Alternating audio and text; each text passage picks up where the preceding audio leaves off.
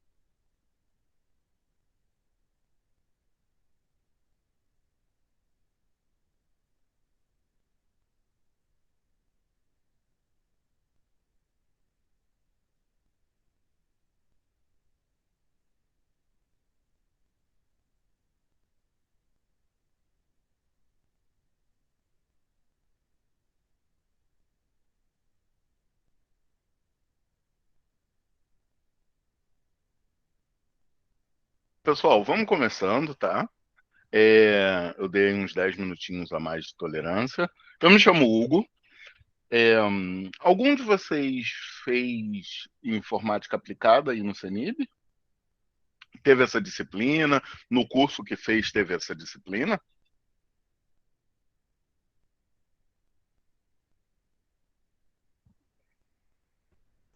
Eu não, Pessoal, Hugo. E não?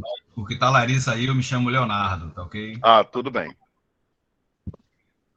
Ok. Então, o pessoal não teve essa disciplina. O que a gente vai fazer de verdade? O nosso objetivo durante essa disciplina é tratar de coisas relacionadas à informática aplicada à radiologia. Então, isso quer dizer, a gente não vai falar sobre, por exemplo, Windows, Word, internet, essas coisas. Nosso objetivo durante a aula de hoje vai ser especificamente tratar três grandes assuntos: protocolos de imagem, formação de imagem e como uma imagem ela é convertida de analógico para digital e digital para analógico. Então isso é um arcabouço que permite vocês, inclusive, aplicar isso a qualquer área, né, da radiologia. Não precisam se limitar à tomografia. Podem pensar aí qualquer área, mama, a parte de radioterapia, tudo que tem imagem digital vocês conseguem aplicar o mesmo conceito. Por isso, a gente faz essa aula, uma aula única, mas cujo objetivo é introduzir o assunto que depois vai ser trabalhado melhor pelos professores das áreas técnicas aí de vocês. Então, esse é o objetivo. Eu não vou levar as coisas com muita pressa, eu vou num ritmo tranquilo. Se vocês precisarem de tirar alguma dúvida, se alguma coisa que eu falar vocês não entenderem, por favor, interrompam. Podem ficar à vontade para falar aí. Não precisam de ligar a câmera, podem ficar aí tranquilos. E, principalmente, vão avisando se tiverem alguma dúvida, alguma questão e tal. Normalmente, eu faço a presença através de lá do WhatsApp. Então, coloquem ali o nome completo de vocês ao final da aula, que aí eu lanço a presença. Se alguém precisar de se ausentar mais cedo, já deixo o nome completo lá, que eu faço isso. Depois da aula, eu vou deixar essa aula gravada, para vocês depois consultarem, e também vou deixar um link que já tem uma aula bem parecida com essa, gravada no YouTube. Então, eu devo deixar essa aula gravada direitinho, tá? O material que eu normalmente utilizo está nesse link, nesse endereço que está aí na tela de vocês. Eu vou abrir aqui para mostrar como é que funciona isso. Vou abrir aqui uma aba anônima, como se eu fosse vocês. Vou abrir ead.ahinfo.net.br. Esse endereço daí vai direcionar vocês para uma pasta do Google Drive. E aqui tem todo o material que a gente tem de aula. Então, tem alguns artigos científicos relacionados a aulas de vocês. A aula propriamente dita está dentro dessa pastinha Cursos Livres. Eu também dou aula no curso de formação do técnico de radiologia, então tem um material ali mais abrangente relacionado aos conceitos, porque como a gente tem aí um espaço de uma aula só, eu condenso esse conhecimento em uma aula, mas ele, no curso de TR, ele é mais abrangente. Algum material complementar que tem a ver com o que a gente está falando aqui, formação de imagem, o que é imagem digital, algumas aplicações na mamografia, na tomografia, assim por diante. Para quem está fazendo concurso, aqui está como professor Guilherme, é um material básico de internet. Então, são conceitos de micro, de montar servidor, essas coisas. Um simpósio que eu apresentei no CENIB, que é um resumo ainda dessa aula, que já não é muito longa, e os vídeos que eu vou apresentar durante a aula e outros para expandir o conhecimento. Então, se quiserem, podem baixar, podem utilizar esse material.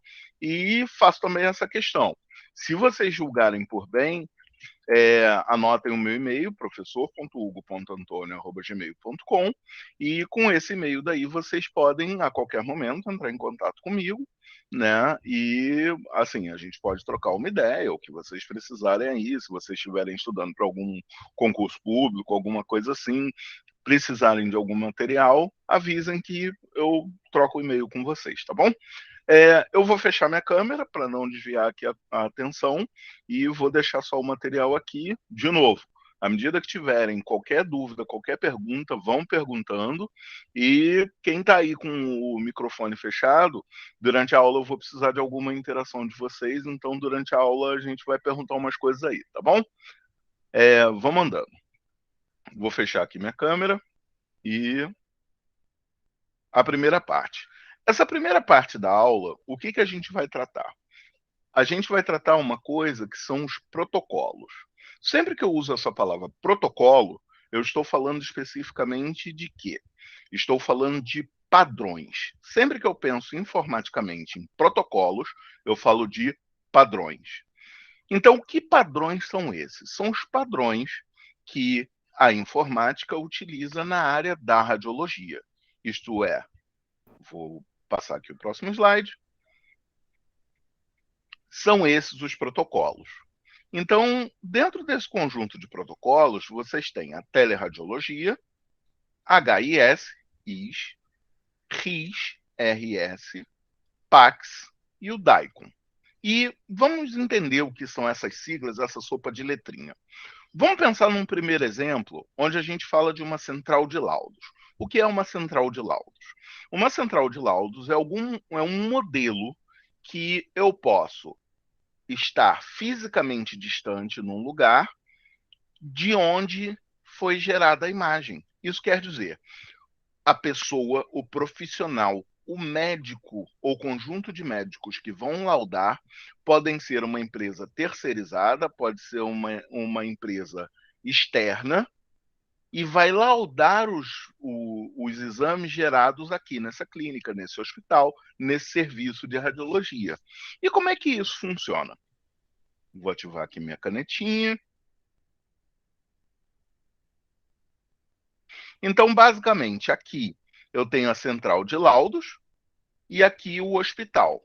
Então, aqui da clínica, do hospital, do serviço de radiologia que vocês tiverem, eu realizo o exame, envio isso pela internet, recebo na central de laudos, a central de laudos faz o laudo e disponibiliza isso para o hospital. Então, assim, isso é um modelo muito atual. Por quê? Porque sempre que a gente pensa numa empresa, a gente pensa no custo. E isso diminui o custo na contratação de profissionais, permitindo inclusive o crescimento do serviço a qualquer momento que seja necessário. Então, eu posso, a qualquer momento, ter um aumento do volume de pacientes sem comprometer a qualidade do serviço. O que eu preciso, nesse caso, de repente, vai ser de mais técnicos de radiologia, comprar mais aparelhos, mas o custo de laudar isso é menor. Então, uma solução, por exemplo, que ocorreu nessa época agora de Covid foi essa. Nos serviços que tinham tomografia computadorizada, dado o aumento do volume de pacientes, por exemplo, ocorreu o uso muito maior, um maior fluxo de pacientes numa central de laudos, numa empresa terceirizada, não uma empresa específica, mas em empresas que centralizam, que fazem essa questão do laudo.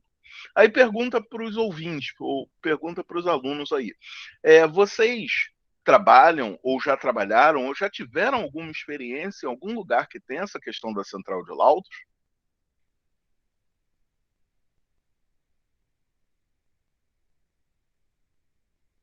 Povo? E o Leonardo não, o Hugo. Eu não trabalho na Não? área, não. Não, estou me especializando para tentar voltar a radiologia e agora começar a tomografia. Né?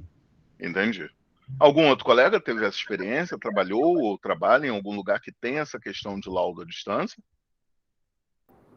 Eu faço estágio no São Bernardo, o Hugo. Lá tem isso?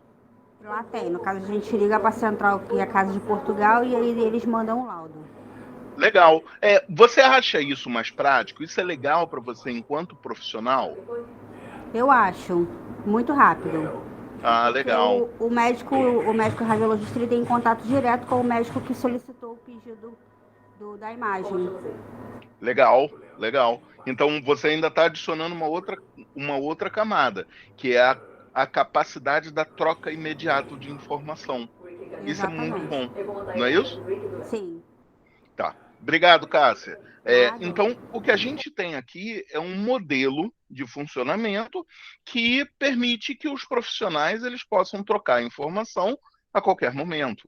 E isso é o que precisa-se hoje. É celeridade, a questão da velocidade no acesso aos dados.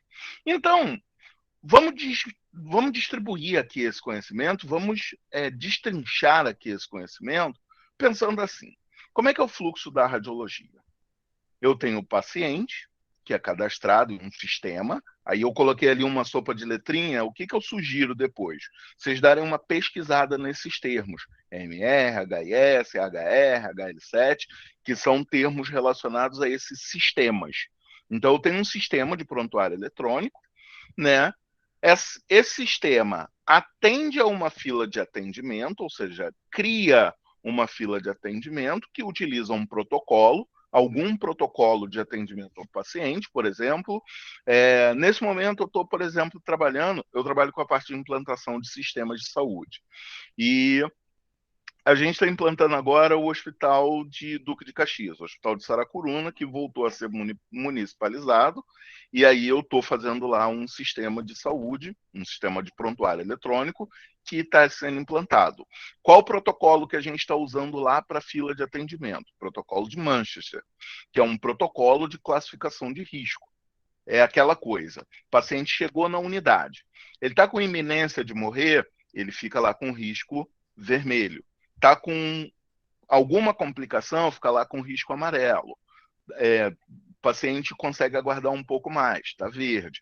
Então, essas classificações de cores permitem criar uma fila de atendimento de acordo com a prioridade do atendimento. Inclusive, é uma coisa que quem trabalha aí já em hospital, quem trabalha em clínica, vai sofrer muito, que é a coisa do eu cheguei primeiro, eu fui atendido, ainda não, eu preciso ser atendido agora. O paciente arranjando confusão, mas sem saber essa questão da classificação de risco, que um paciente que chegou mais grave vai ter atendimento primeiro. Outras prioridades também podem ser estabelecidas nessa fila de atendimento. Por exemplo, eu posso ter uma fila de atendimento com prioridade também para 80 mais, pacientes maiores de 80 anos, posso ter uma fila com atendimento para gestantes e assim por diante. Isso é uma questão da fila de atendimento. Nosso próximo item aqui, ó, criação de agenda. Então, eu vou alocar esses pacientes de acordo com uma determinada ordem para serem atendidos pelo radiologista, ser feito o exame, guardado. Olha, tem uma sopa de letrinha aqui, ó, PAX. O que é esse PAX? O PAX, ele é um servidor. Olhem a palavra que eu estou utilizando, servidor. Ele é um local que guarda armazenamento. Ele é um servidor de armazenamento de dados. Qual dado? Uma imagem no formato DICOM. O que é o formato DICOM?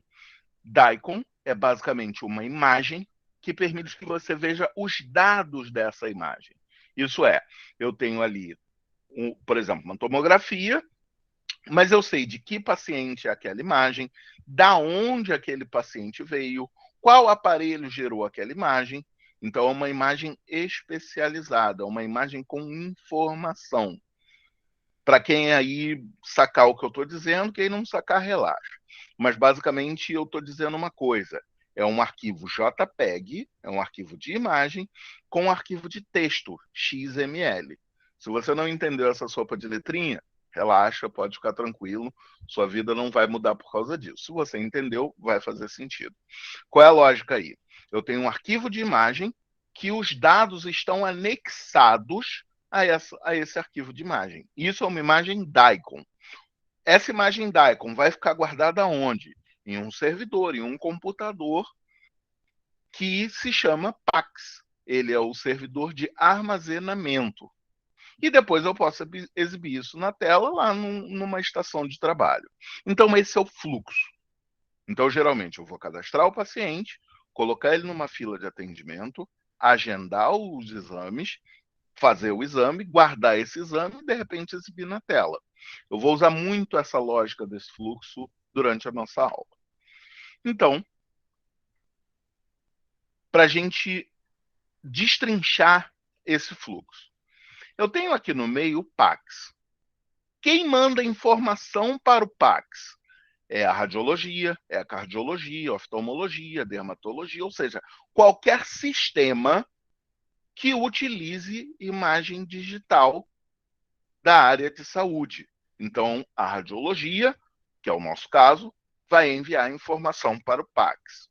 Então, esse PAX vai guardar ali a informação e, de repente, eu, do lado de fora, ou numa estação de trabalho, ou, de repente, na minha casa, ou no meu laptop, ou no celular, dependendo de como for o acesso ao serviço, vou acessar ao PAX. Mas espera aí, como é que eu faço a segurança desses dados?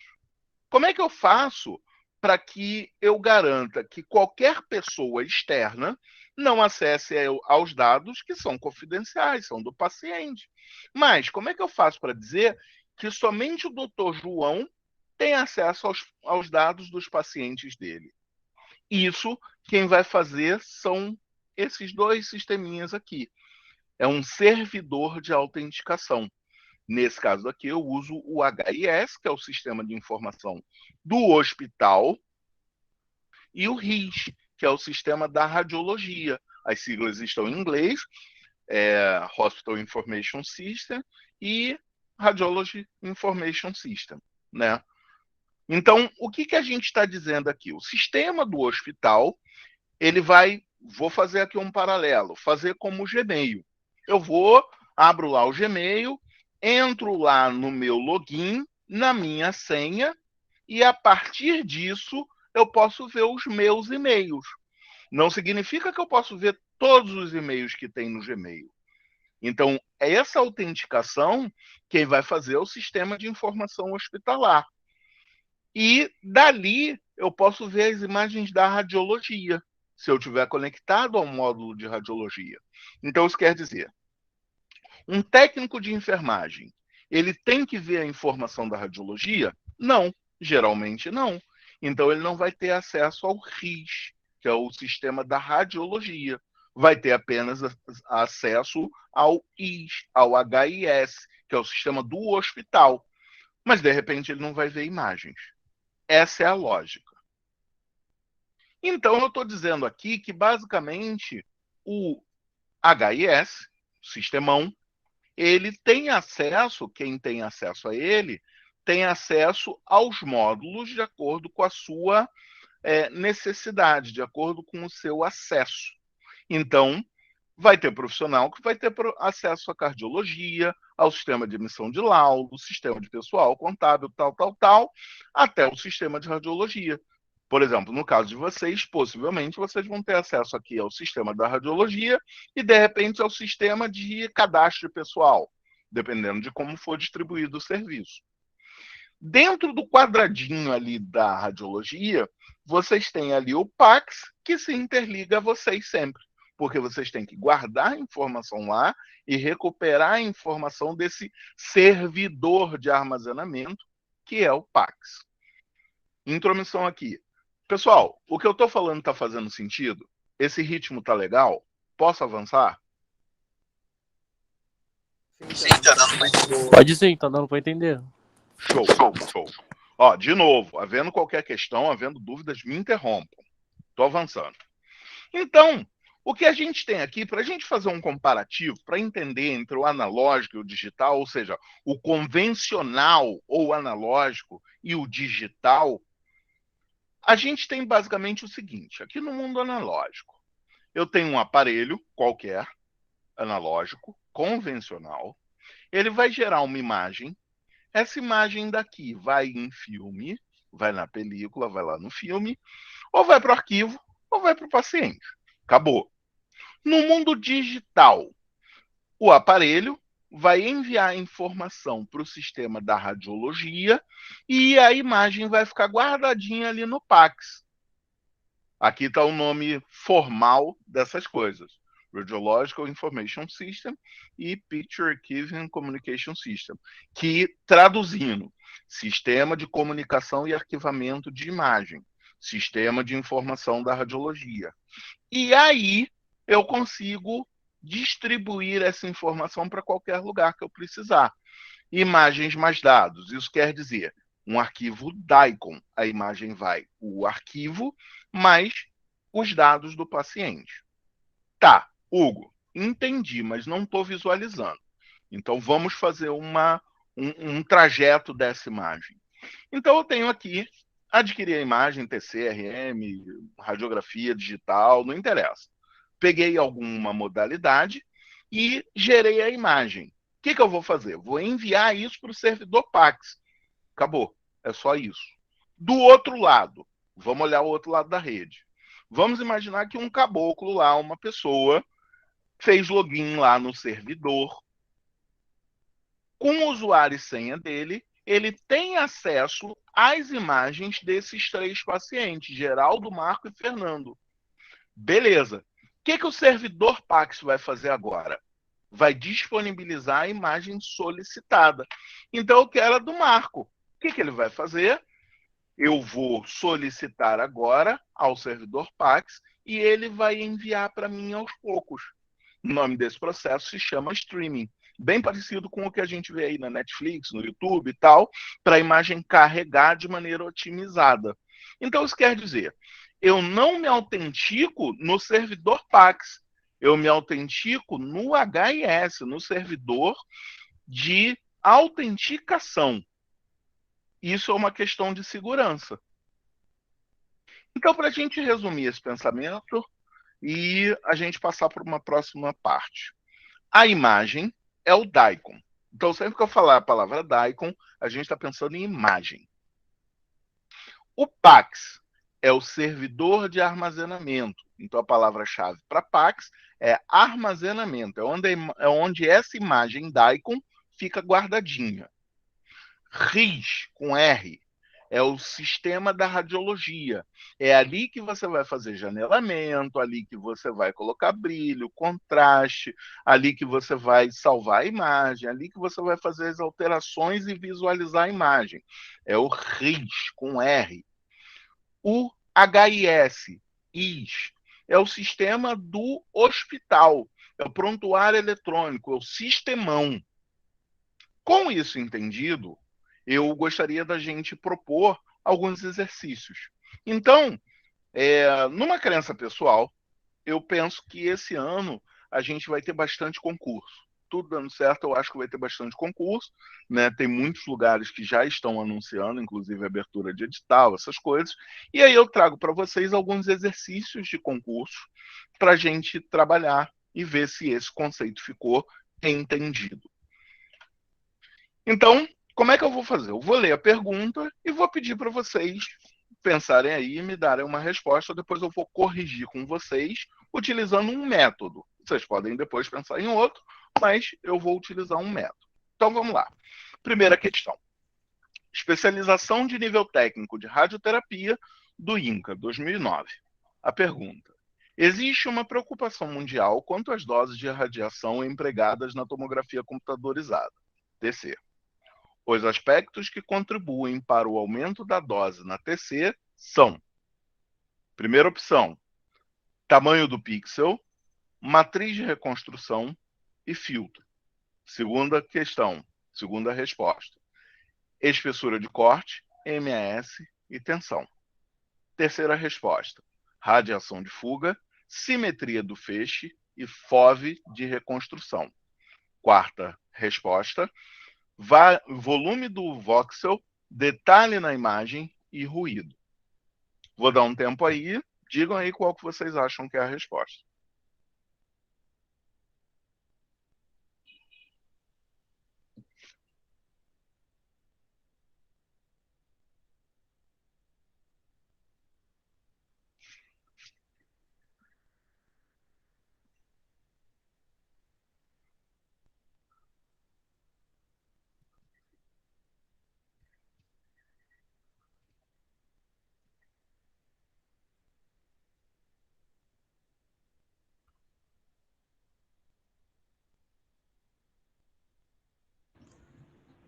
Hugo, eu, Leonardo, eu marcaria 2, mas não sei se está certo. Então temos uma aqui, ó. Beleza, alguém marcaria diferente? Eu também marcaria 2. Estou na opção 2, eu também. Opa, temos vários votos na 2. Então vou fazer mistério, vou corrigir as outras e vou deixar 2 por último. Então vamos lá.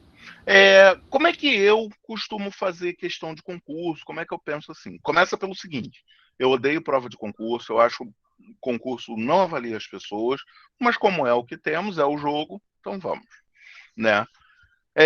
O que a gente tem ali? A pergunta. Existe uma preocupação mundial quanto às doses, tal.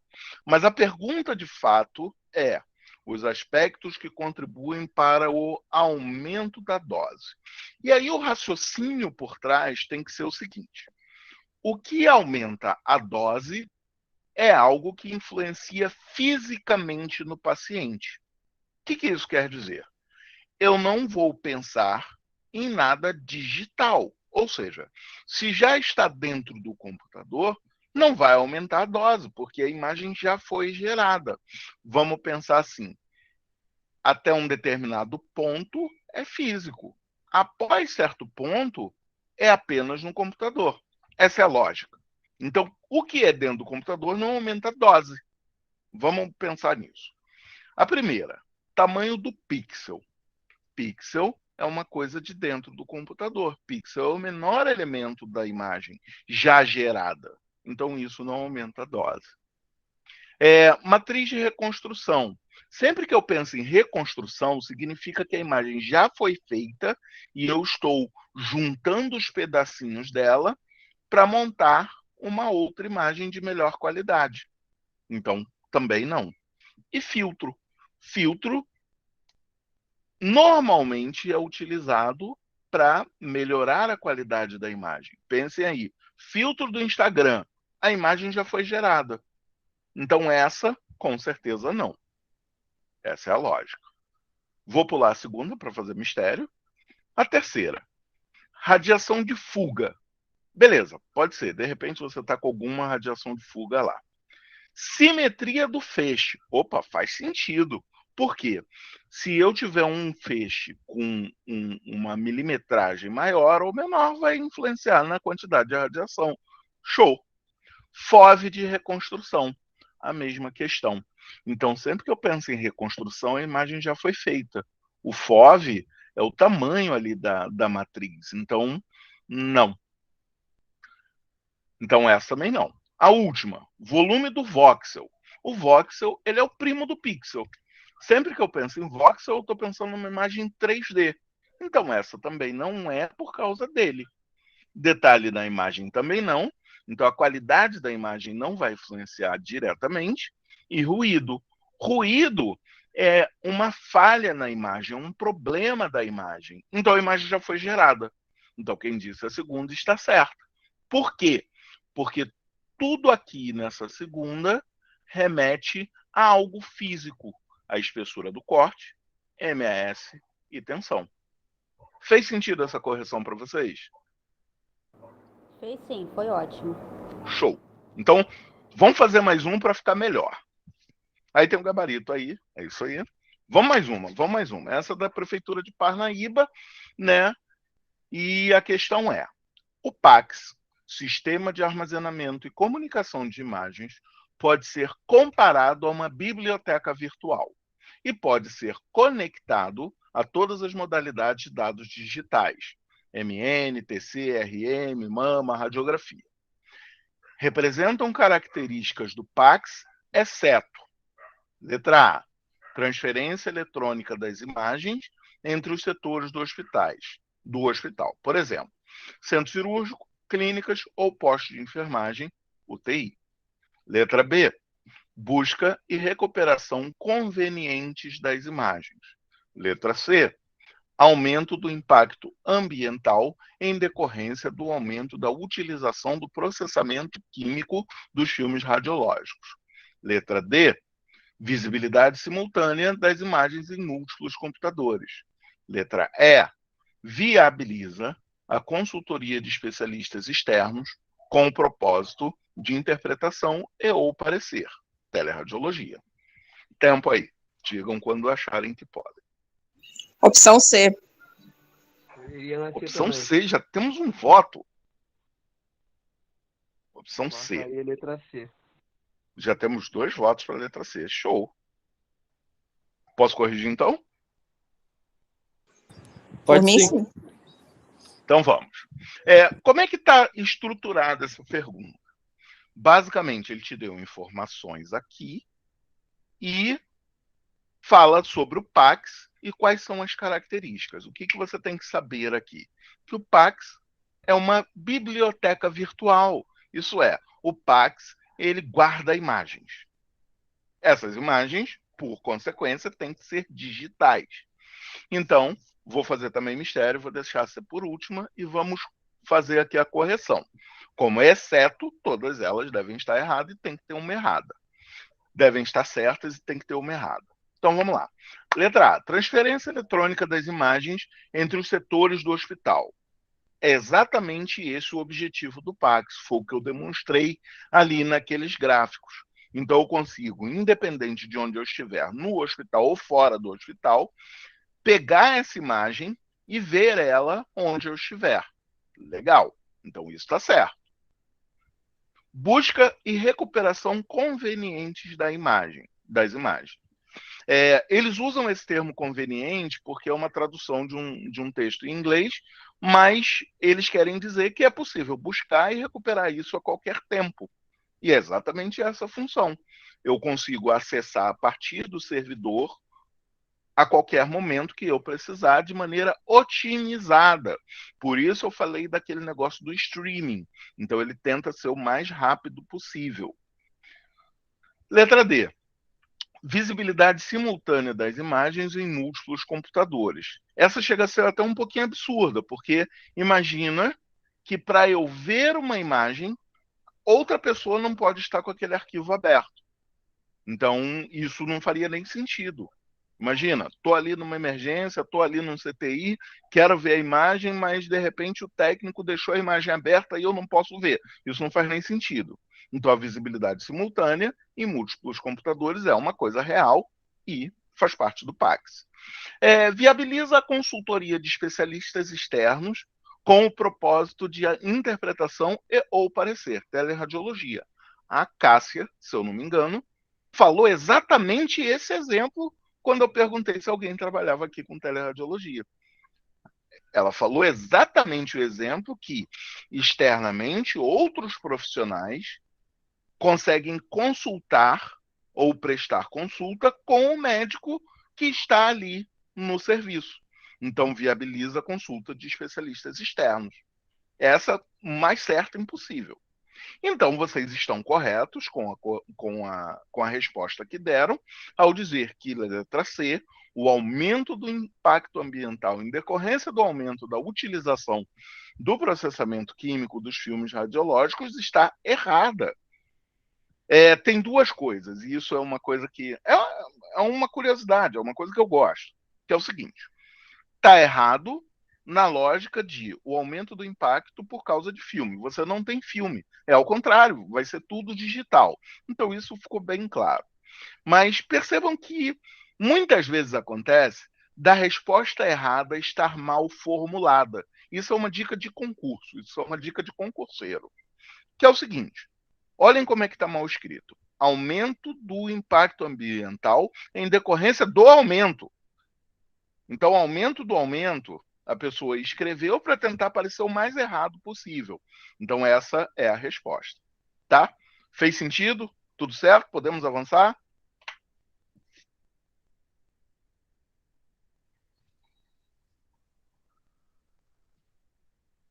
Pô? Sim. Sim? Podemos. Então, beleza. Vamos fazer mais uma, que é a saideira agora dessas questões. Da EBSER, inclusive vai abrir concurso esse ano para a EBSER de novo. Esse de 2014 foi o último concurso nacional que teve. Eu acho que esse ano está previsto. Não, esse ano está previsto. Eu não sei se vai abrir por causa das questões de verba e por causa da questão de eleição federal. Mas o último concurso da EBSER foi esse, então, em tese, esse é o último gabarito que a gente tem. Então, o que a gente tem aqui? Uma das vantagens da radiografia digital é a transferência rápida das imagens por meio eletrônico de um hospital, centro cirúrgico ou consultório.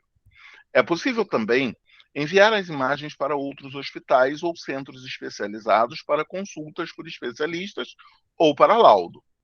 A transmissão eletrônica de imagens de uma localidade para outra, com propósito de interpretação ou consulta, é conhecida como: letra A, PACS; letra B, teleradiologia; letra C, DICOM; letra D, imaginologia; letra E, transferência. Digam aí o que vocês acham, pensem aí com calma.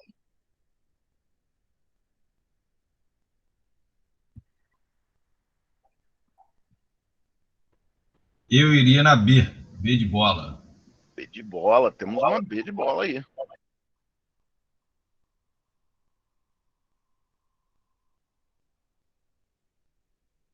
Alguém vai em outra? Pode corrigir. Eu vou na letra A. Letra A. Eu vou na B também. Temos 2B e uma letra A. Então, vamos corrigir aqui para ver qual é. Esse é o tipo de concurso que é o tipo de prova que eu odeio do fundo do meu coração e da minha alma. Que é o seguinte: essa é uma questão que você tem uma prova com 80 questões, 90 questões. Desse ponto até esse ponto, é só para cansar o candidato. É só para cansar. Não tem outro objetivo, isso é só para cansar. Porque a pergunta, de fato, começa aqui. A transmissão eletrônica de imagens de uma localidade para outra, com o propósito de interpretação ou consulta, é conhecida como? Essa é a pergunta.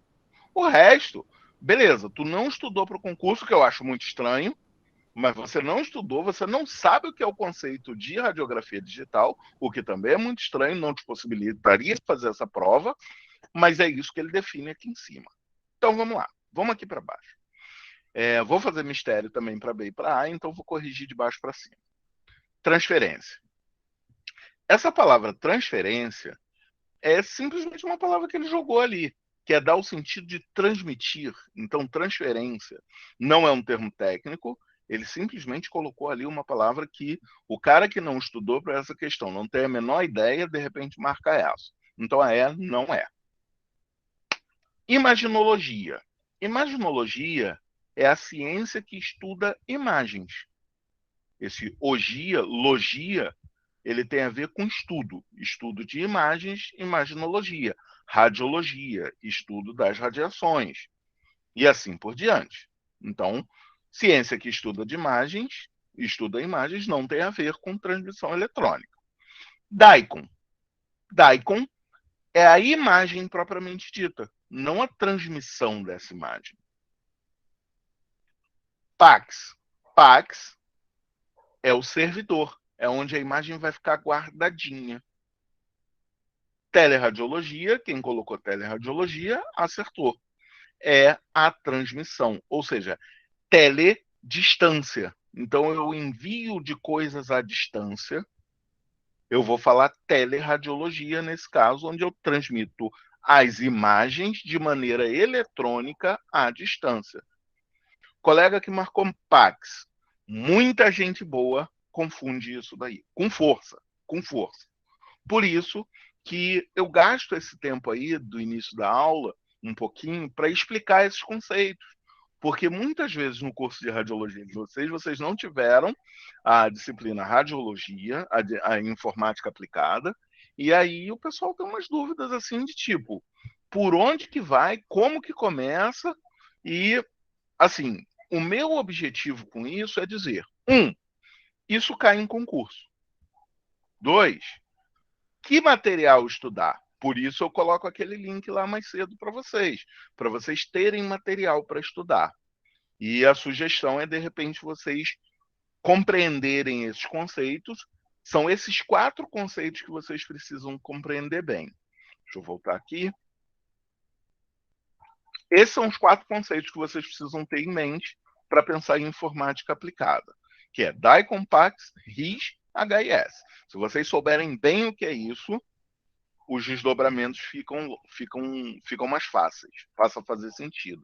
Porque eu não sei se vocês perceberam, mas eu basicamente só usei esses 4 conceitos e lógica, coisa que vocês já têm aí do curso de radiologia. Então tá certa a correção da letra B. Agora a gente vai avançar para uma segunda parte, né? A gente vai falar agora sobre formação de imagem. É uma coisa menos formal, eu não vou colocar aqui muita base teórica, mas eu vou colocar conceitos e contextos para que a gente entenda onde a gente está aplicando. Então, essa primeira parte ela é mais teórica, que a gente acabou de acabar agora, e essa segunda ela é mais lógica, ela é mais aplicável ao cotidiano de vocês, tá? Então, a gente começa, quando a gente fala de imagem digital, a pensar no conceito de percepção versus o conceito de sensação.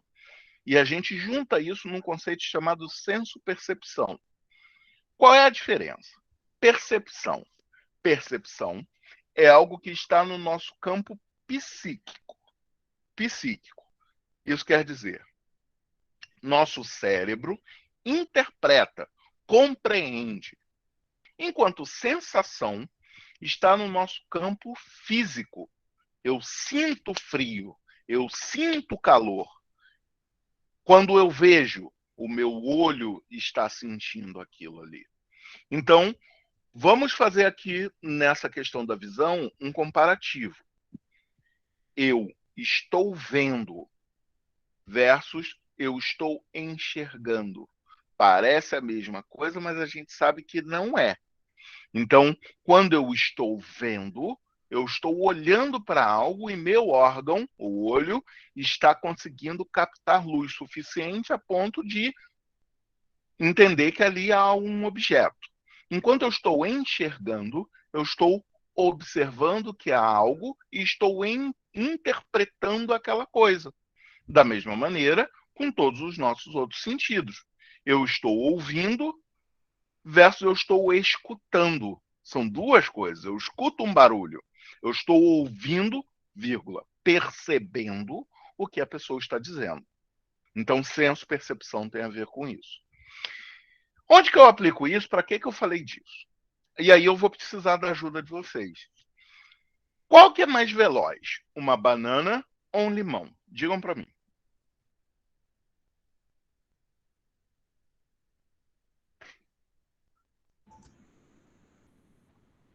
De repente o limão, por causa do olfato, a gente sente mais do que, não sei se seria isso, né?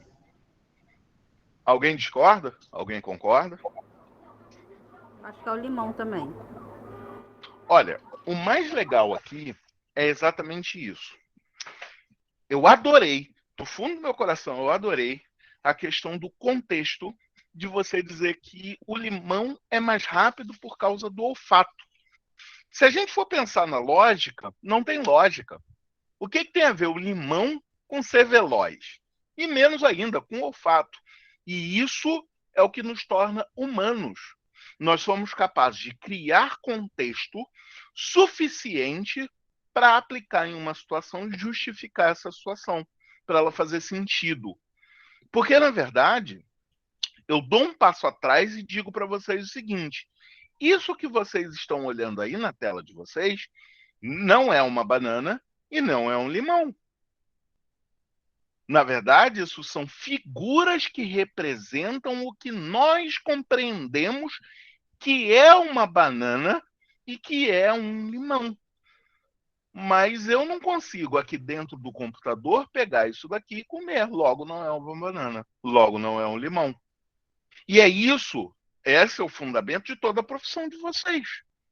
Por quê? Quando vocês geram uma tomografia, vocês não estão vendo dentro do corpo do paciente. Vocês estão vendo uma reprodução, uma representação, olhem o termo que eu estou usando, uma representação de uma imagem que existe dentro do corpo, de uma estrutura que existe dentro do corpo daquele indivíduo. Porém, aquilo é verdade? Não. Esse é o ponto. E aí, para a gente pensar, eu trago isso de novo. Há um tempo atrás, esse desafio desse negócio, dessa cor do vestido, fez bastante sucesso. Exatamente por quê? Porque algumas pessoas veem branco e amarelo, e dourado, né? E muita gente vê azul. Então, isso quer dizer o quê? Nós, enquanto humanos, temos uma possibilidade de errar em relação à visão, em relação aos nossos sentidos. Nossos sentidos podem nos enganar. Então, para a gente começar a pensar nisso, eu destrinchei aqui para a gente pensar, por exemplo, como nós enxergamos. Nós enxergamos, por exemplo, como os morcegos são mamíferos, eles são próximos de nós. Mas significa que nós enxergamos as mesmas coisas que um morcego? Não. O morcego, ele enxerga como está ali no quadro à direita, enquanto nós enxergamos como está do quadro à esquerda. Isso tem a ver com o quê?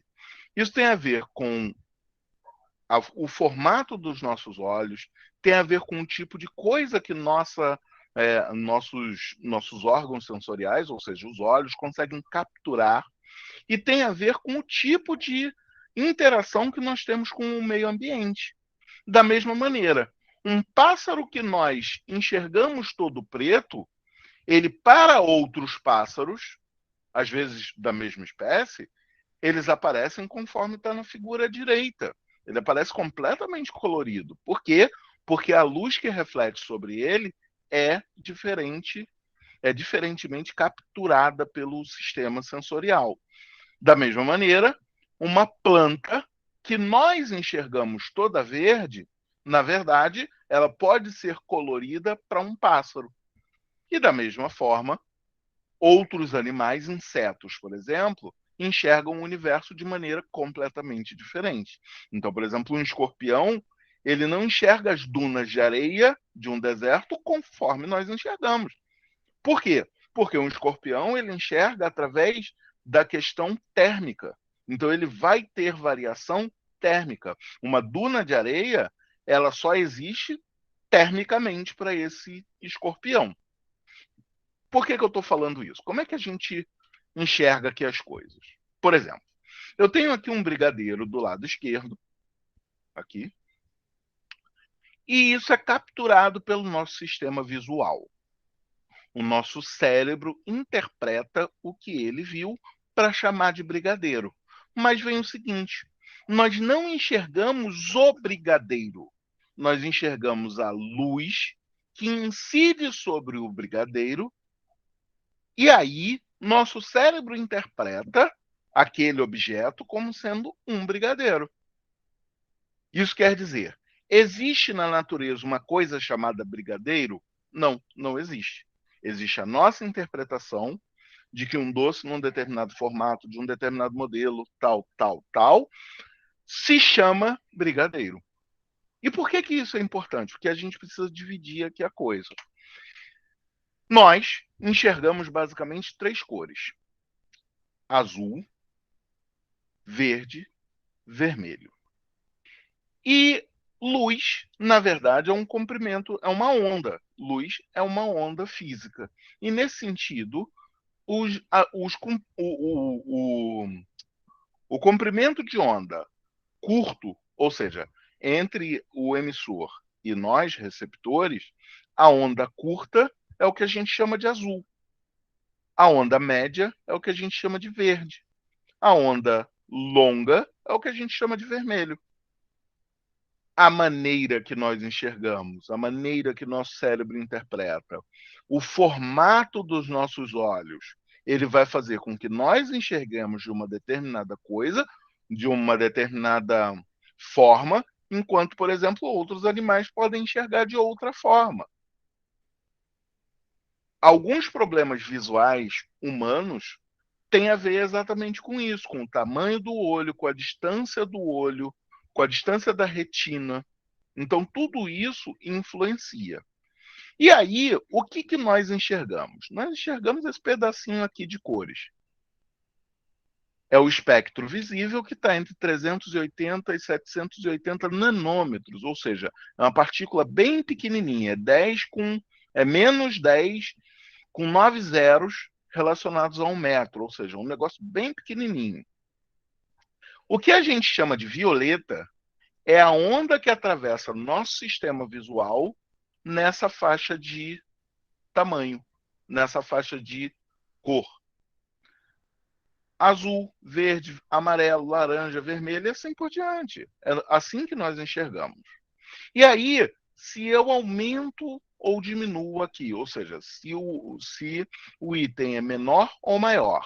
Se for menor, para cima aqui, ó, raio gama. Nós enxergamos raio gama? Não. Nós enxergamos raio X? Não. Nós enxergamos ultravioleta? Não, porque não está dentro do nosso espectro visual. Enquanto micro-onda, onda de rádio, nós também não enxergamos. Onda de infravermelho, nós também não enxergamos, porque está acima do que nós conseguimos enxergar. Quando que a gente consegue enxergar essas ondas? Quando, por exemplo, há alguma colisão. Quando a gente tem lá o fenômeno da aurora boreal, vou até colocar aqui para quem não lembra o que é a aurora boreal. Quando a gente tem esse fenômeno aqui da aurora boreal, o que a gente tem? A gente tem a colisão de elétrons na ionosfera com algumas partículas de luz. Então, para nós, parece que tem luz ali e entra dentro do espectro visível. Essa colisão, ou seja, nós estamos vendo a colisão. Nós não estamos vendo, de fato, as cores todas que estão ali. E, beleza, legal. E o que isso tem a ver com radiologia? Tudo. Porque aqui a gente começa a pensar no conceito de destrinchar, ou seja, no conceito de distribuir a informação ao declarar, por exemplo, que imagens não existem. O que existe, na verdade, é basicamente isso daí. É a maneira que nós enxergamos as coisas. Eu faço uma pergunta aos homens e mulheres daqui. Há diferença entre essas cores desses esmaltes? Sim. Sim. Não. E aí? Sim, para mim existe, um pouco, mas existe. E aí? Também. Quem disse que não aí? Eu, Maria Rosana. Maria Rosana, tô contigo. Para mim é tudo a mesma cor. Eu descobri, quando eu me casei, que existe diferença entre pérola, gelo, bege, marfim, que são cores diferentes. Mas, na minha cabeça, tudo mais ou menos a mesma cor, é mais ou menos o mesmo espectro ali. O que eu quero dizer com isso? Num grupo controlado de pessoas, algumas pessoas enxergam todas as cores. Outras pessoas enxergam que é uma cor só. Então, isso quer dizer o quê? Na área de vocês, pode haver falsos positivos, pode haver profissionais que vão, de repente, enxergar melhor coisas e outros não. Quando, na verdade, o que vai acontecer? Quando vocês se acostumam, ou seja, vocês trabalham tecnicamente de como observar melhor certas cores em uma imagem, certas coisas em uma imagem radiográfica, isso torna vocês melhores profissionais. É basicamente isso, é o olhar treinado. Mas o que eu quero dizer é, homens e mulheres, pessoas enxergam coisas de maneiras diferentes. E ponto. Não tem errado nem certo. São coisas diferentes. E aí,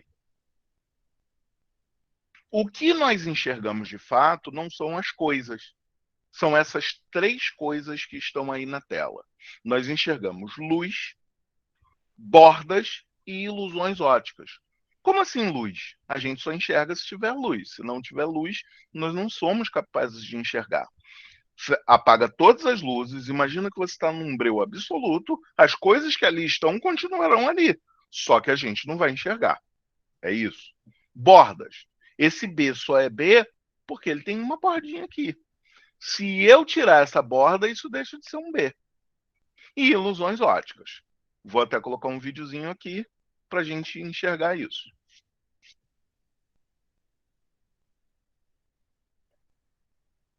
Esses vídeos estão disponíveis lá no material, tá?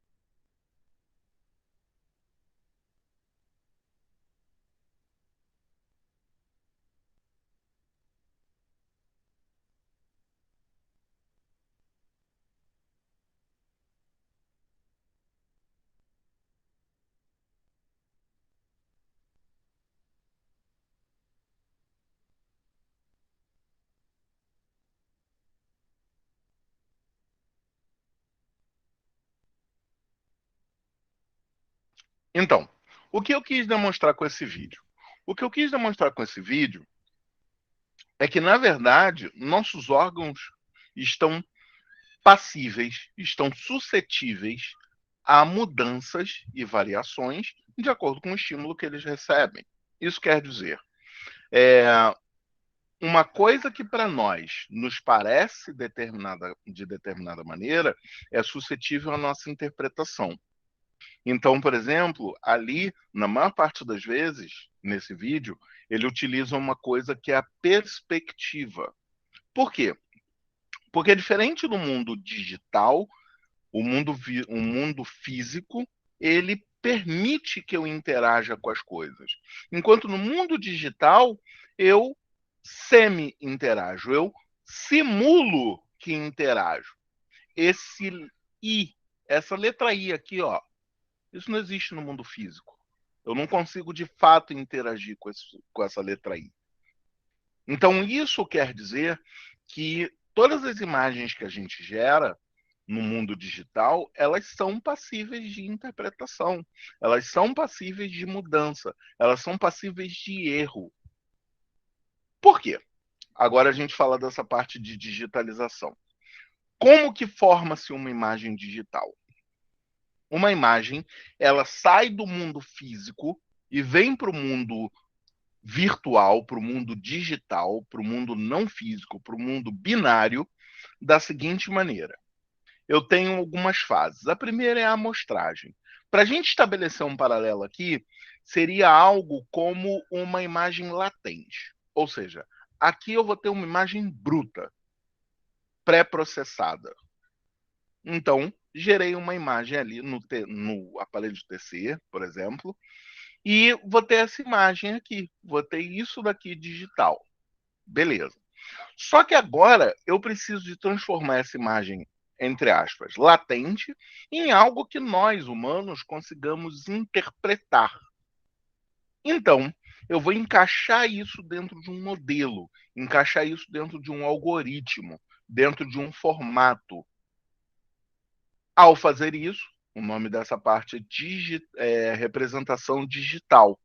E essa representação pode ter algumas perdas, mas são perdas esperadas, são perdas que possivelmente vão acontecer todas as vezes, mas são esperadas.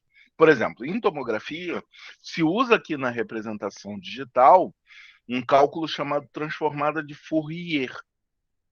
Então, há um tempo atrás, se usava outros cálculos, por exemplo, se usava Kepler para isso, mas acaba sendo muito complexo para calcular computacionalmente. Então, hoje se usa um modelo mais simples, que eu perco dados, mas eu sei que o formato final vai ser sempre igual.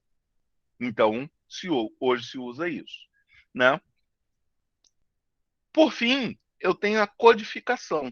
Isso quer dizer, eu pego essa imagem e encaixo no modelo de acordo com o que eu tenho necessidade. Pô, como assim? Peraí, esse papo tá muito louco. Vamos devagar.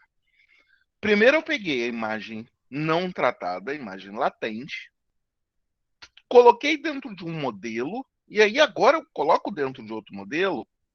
Sim, porque eu transformei para dentro do computador e agora eu vou otimizar essa imagem de acordo com o tipo. Porque a pergunta é a seguinte, toda imagem precisa de ter a mesma qualidade? Não. Vai ter algumas modalidades que eu preciso de mais qualidade, enquanto vai ter outras modalidades de geração de exames que eu preciso de menos qualidade. Então, por exemplo, uma mamografia. Eu quero ver lá uma microcalcificação de 0,2 milímetros. Eu preciso de uma qualidade bem grande. Pô, uma cintilografia, que eu só quero saber realmente se essa imagem ela vai, no final das contas, me apontar onde tem, de repente, um tumor ali para examinar. Eu não preciso de tanta qualidade. Então, de acordo com a qualidade que eu precisar, eu vou fazer uma codificação, um modelo final da imagem, onde eu vou ter maior qualidade e menor qualidade. Em detrimento a quê? Ao tempo. Por exemplo, numa cintilografia, eu vou fazer às vezes corpo inteiro. Então tem que ser uma imagem rápida, mas não precisa ter muita qualidade. Numa mamografia, posso demorar um pouco mais, mas eu vou ter que ter uma ótima qualidade. Então, para o computador, toda imagem é um histograma. Toda imagem é um gráfico. Sempre que vocês verem essa palavra histograma, a gente está falando desse gráfico. O que são esses pontinhos? Basicamente, são as linhas e colunas que, quando se encontram, formam um pixel. Exatamente como lá em matemática, lá no plano cartesiano. Quando você tem um encontro da coordenada e abscissa, você tem um pontinho ali. Aquele pontinho é um pixel.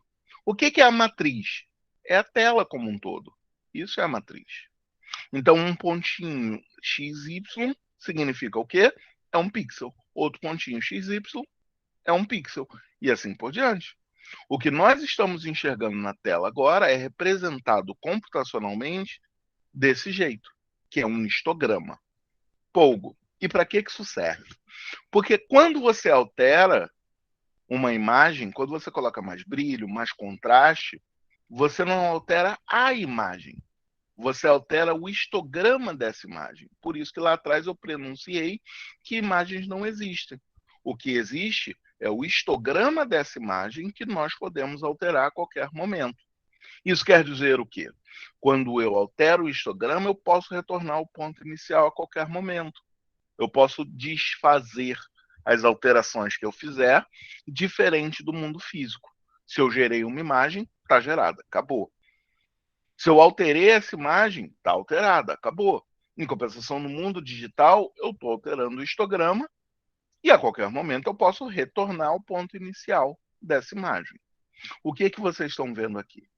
Cada pontinho desse representa uma parte do histograma.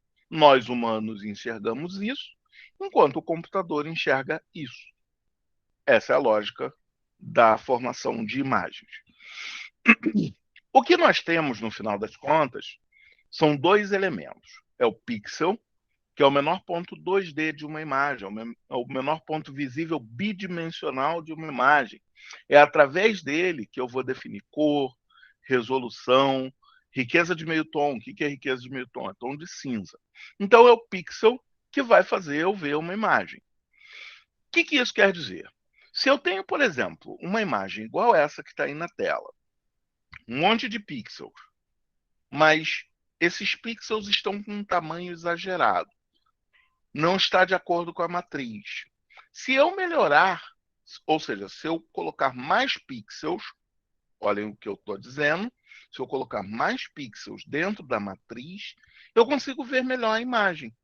Mas se eu colocar muito mais pixels naquela matriz, eu consigo ver adequadamente as bordas. Então aqui eu não consigo nem compreender a imagem. Aqui eu tenho uma ideia, mas, por exemplo, diagnosticamente, isso não serviria, porque eu não consigo ver as bordas bem direito. Aqui, a imagem está de acordo com a matriz. Ou seja, eu tenho que ter sempre um equilíbrio entre a matriz e a quantidade de pixels. Isso vai depender de acordo com a modalidade que você usar. Então, por exemplo, numa tomografia computadorizada, a matriz normalmente é 512 por 512 linhas, 512 linhas por 512 colunas. Então tem que ter a quantidade de pixels adequadas. Enquanto o voxel, eu tenho a ideia de 3D, ou seja, a ideia de profundidade. Eu posso ter um voxel isotrópico, ou seja, um cubo, e um voxel anisotrópico, que uma das características é diferente. Se eu puder pensar em tridimensionalidade, eu vou pensar num voxel. E isso daí é uma representação esquisita entre perspectiva e voxel. Então eu tenho vários voxels aí, mas não é exatamente 3D. Quem desenhou isso daí quis dar a ideia de tridimensionalidade, mas não é exatamente 3D. A perspectiva está errada. Então, resumindo esses dois conceitos, eu tenho aqui essa frentezinha, esses quadradinhos aqui, são os pixels. Essa ideia de profundidade são os voxels. Esse x, y é a matriz. O que é FOV? E aí eu dou até uma dica para vocês. Quando vocês virem algum professor enrolando muito para explicar um conceito, desconfiem. Por quê? Porque eu vejo muitas vezes alguns professores enrolados para explicar FOV. FOV é um conceito muito simples. Quando vocês veem, às vezes, o professor falando FOV é campo de visão, ele está simplesmente traduzindo o que a sigla significa em inglês. Ele não está te explicando o que é FOV. FOV nada mais é do que a área que você está visualizando da imagem. Então, quando vocês ouvem o termo janelar, por exemplo, é um jargão da área, mas, na verdade, o que você está fazendo é o seguinte: vou usar esse conceito aqui. Vou pegar esse pedaço dessa imagem, Vou abrir. Ó, essa é a minha imagem. Se eu pego essa imagem, recorto aqui, e agora, quando eu colo aqui, o que eu acabei de fazer? Eu acabei de janelar. Ah, não, mas puxa, lá no aparelho que eu uso, aparece a imagem toda e aparece na outra somente a área que eu janelei. Ok, o software fez isso. Mas janelar nada mais é do que você pegar ali uma área e sobressaltar, destacar, separar ela para você estudar, para você analisar. É isso? E o que é o FOV? Esse agora é meu FOV. Ou seja, é o que eu consigo visualizar da imagem. O que é a minha matriz? A minha matriz é a tela. Então, a minha matriz continua a mesma? Sim. O meu FOV é esse daí. O que eu estou visualizando da imagem é isso. Antes, qual era o meu FOV? Esse é o meu FOV. Qual é o meu FOV antes disso? Esse é o meu FOV. Todos eles estão dentro da mesma matriz. Todos eles estão dentro da mesma matriz. Porém, eu janelei, ou seja, eu recortei, eu separei um pedaço e destaquei ele em detrimento à imagem como um todo. Não, mas lá no aparelho tem lá um software que separa, ok. Você tem um software especializado que facilita a visualização. Você vê a imagem lado a lado, mas nada mais é do que você separar um pedaço. Gente, fez sentido o que eu falei? Alguém discorda?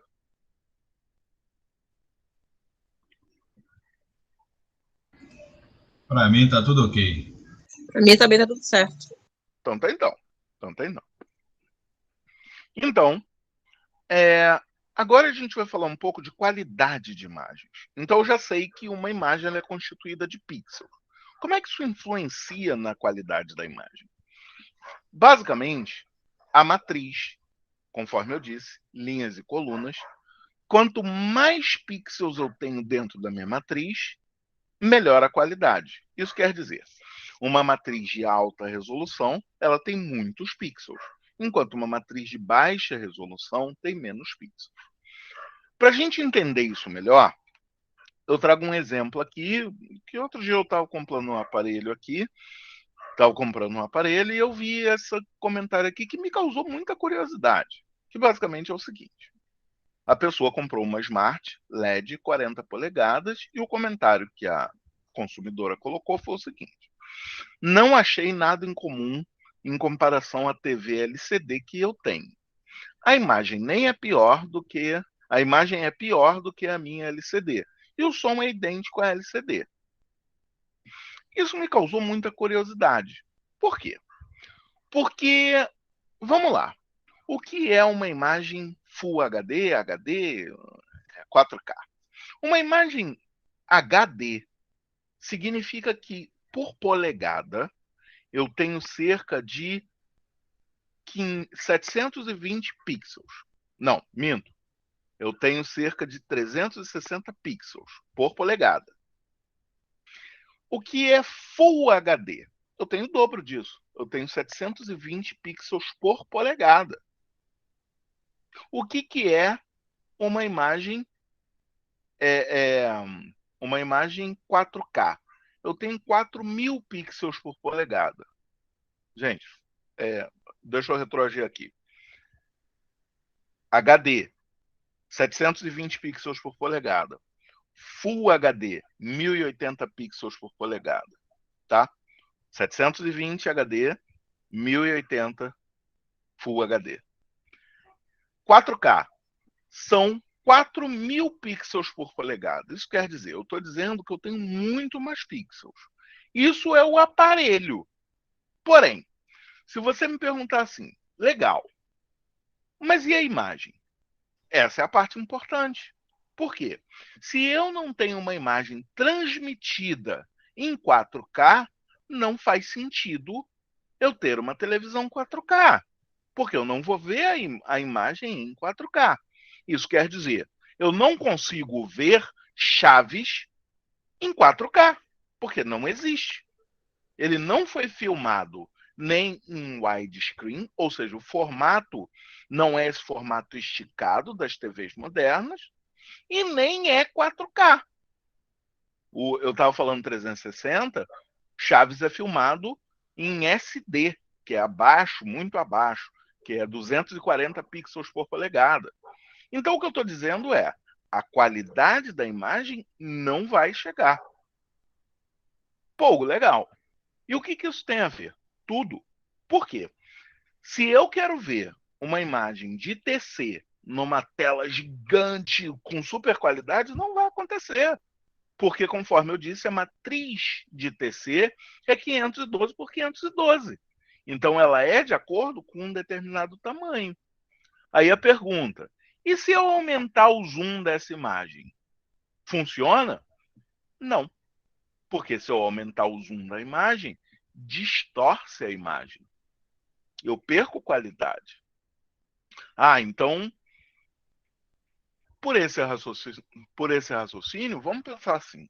Se eu tenho que fazer uma magnificação, ou seja, eu tenho que fazer uma imagem, ou utilizar de determinada área e sobressaltar aquela área. Ou se eu tenho que fazer um spot, uma localizada. Eu tenho que repetir o exame? Sim, você vai ter que repetir o exame. Por quê? Se você pegar a imagem simplesmente e aumentar o zoom dela, o que vai acontecer? Isso daqui. Eu tenho a imagem, fui aumentando o zoom, a imagem vai virar isso, vai virar um borrão. Então, quando a gente pensa numa imagem, tem a ver com a matriz que ela foi definida. Isso quer dizer, uma imagem de alta resolução não é uma imagem bonita, é uma imagem que está de acordo com a matriz, de acordo com a tela que ela foi definida. Se os pixels são esgarçados, eu perco as bordas, ou seja, eu deixo de ver realmente a imagem. Eu consigo compreender que aqui tem uma ovelha? Sim, consigo compreender. Mas, para fins diagnósticos, eu preciso de saber bordas. E aí a gente tem o seguinte: quanto mais pixels na minha matriz, melhor a qualidade da imagem. Se eu vou diminuir a quantidade de pixels, eu vou diminuir a qualidade da imagem. Como isso é verdade? Cores não afetam na qualidade da imagem. Como é que a gente prova isso? Eu tenho essa imagem daí, que é uma imagem de 640 por 480 pixels, ou seja, eu tenho uma resolução que eu tenho 640 e 480 pixels e 256 cores.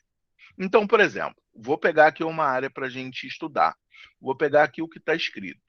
A palavra complications. Beleza. Vou diminuir a quantidade de pixels. Eu começo a perder detalhes na imagem de maneira geral, mas com algum esforço eu ainda consigo ler aqui a palavra complications. 320 por 240, mas eu não diminui a quantidade de cores. Vou diminuir a quantidade de pixels ainda mais. Eu já não sei o que está escrito aqui. Por quê? Porque eu não consigo mais enxergar bordas. 160 por 120 pixels, mas as cores continuam. Vou diminuir ainda mais a quantidade de pixels e manter as cores. Nem sei se tinha um texto aqui. Diminuir ainda mais, virou borrão. Então as cores não vão alterar na capacidade da gente enxergar detalhes da imagem, como eu mostro agora em tom de cinza. Então, a mesma quantidade de pixels com 256 tons de cinza. Consigo ler claramente a palavra complications aqui.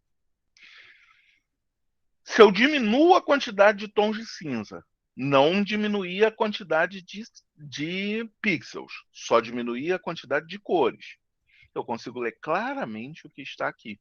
Então, a cor não altera na capacidade da gente enxergar detalhes para fins diagnósticos de uma imagem. Porém, se eu tenho uma imagem binária, uma imagem preto e branca, aí eu tenho problemas. Porque eu até consigo ler isso daqui. Mas, por exemplo, cadê a testa aqui do modelo? Ó,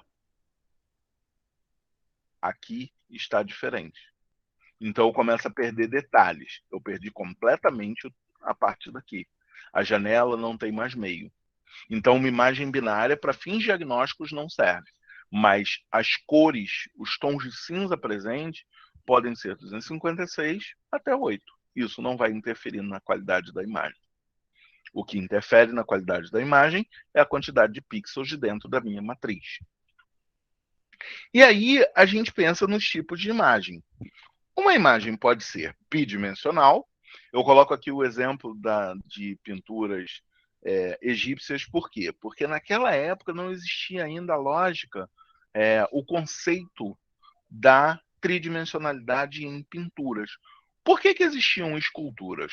As esculturas, na verdade, são as mesmas representações que se fariam em pintura, só que em 3D.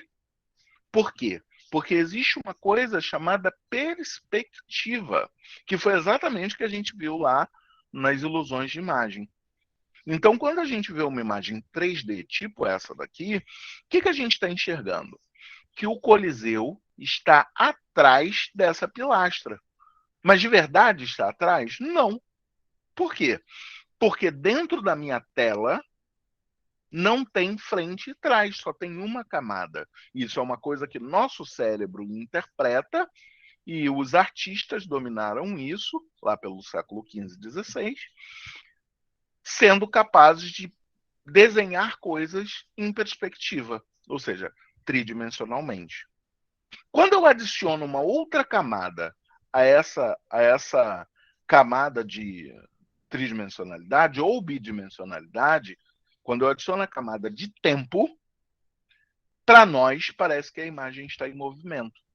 Ou seja, um filme, na verdade, ele nada mais é do que uma sequência contínua de imagens com o tempo adicionado. Pô, legal. O que isso serve? Para que eu uso isso na minha vida? Seguinte. Eu vou dar um exemplo aqui da RM cardíaca. O que é a RM cardíaca? Ela nada mais é do que uma sequência de imagens estáticas que eu adiciono tempo. Tempo provido pelo eletrocardiograma. Então eu vou lá, sístole tempo, diástole tempo, sístole tempo, diástole tempo. Para nós parece que a imagem está em movimento. Mas na verdade é uma série de imagens paradas que eu adicionei o tempo correto de acordo com o eletrocardiograma. Então, essa lógica da formação de imagem eu aplico aqui. Eu tenho uma série de imagens paradas. Quando eu adiciono tempo, para nós parece que a imagem está em movimento. E da mesma maneira, uma tomografia, uma TC cardiográfica. Uma cardio-TC, desculpa.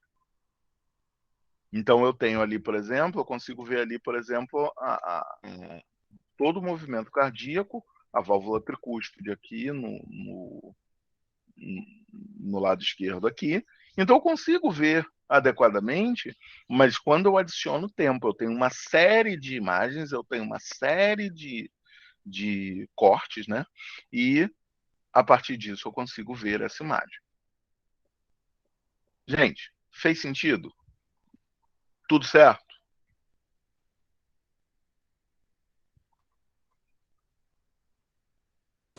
Tudo certo.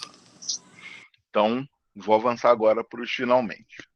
Então, o que a gente tem aqui é uma parte mais aplicada à radiologia, ou seja, é o conceito que a gente falou, mas aplicando à área de vocês. E eu trago esses dois exemplos aqui para vocês terem isso em mente. O que é radiologia digital? Vamos lá, o conceito. O que é radiologia? Radiologia é o estudo das radiações. Eu consigo ter radiologia digital? Não. Porque eu não consigo gerar imagem a partir do computador, de maneira que dentro do computador eu tenha a fonte radiológica lá e gere a imagem dessa maneira. A radiografia é digital. A radiologia não é. Eu não tenho eu não tenho fonte radioativa digital. A radiografia é digital, ou seja, o resultado é digital. Então, muitas vezes vocês vão ver errado esse contexto E aí eu sugiro que corrijam no vocabulário de vocês. Não existe radiologia digital, existe radiografia digital.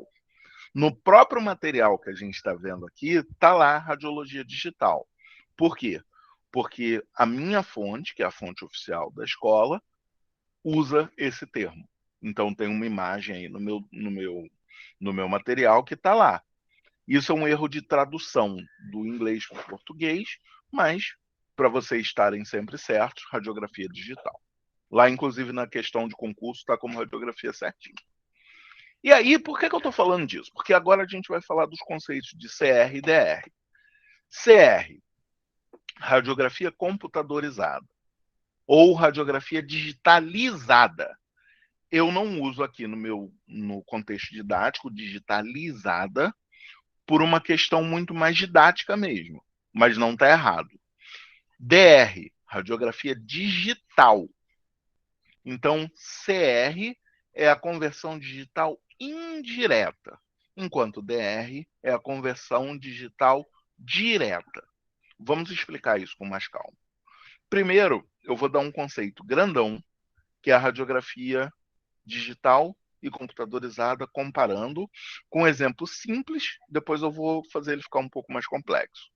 Bem simples, a ultrassonografia.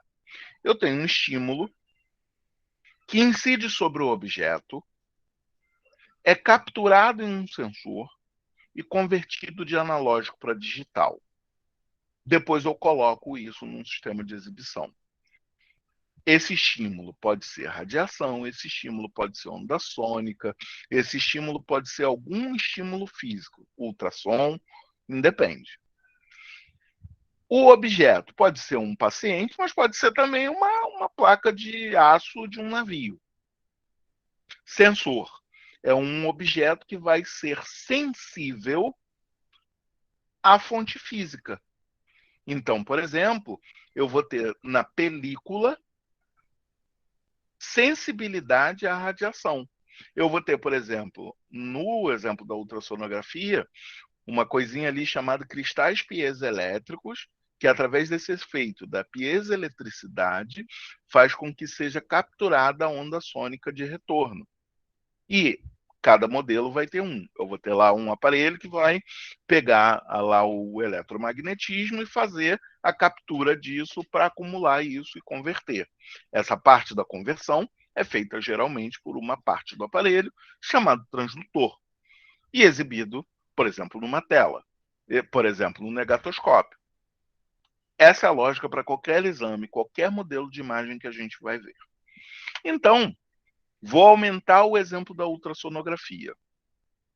Eu tenho aqui ondas sônicas que incidem sobre o paciente, é capturado por um sensor de cristais piezoelétricos, é convertido no transdutor. Transdutor é aquele aparelhinho que fica em cima do paciente ali. É processado na estação de trabalho, exibido na tela e armazenado lá no servidor Pax. Então, esse modelo serve para qualquer um. Para a gente entender melhor, para a gente entrar de cabeça nesse modelo, eu vou mostrar aqui o exemplo da radiografia convencional. O que a gente tem na radiografia convencional? Vamos lá. Primeiro, eu tenho aqui o estímulo. Quem é o estímulo? É a radiação. Então, a radiação que incide sobre o paciente.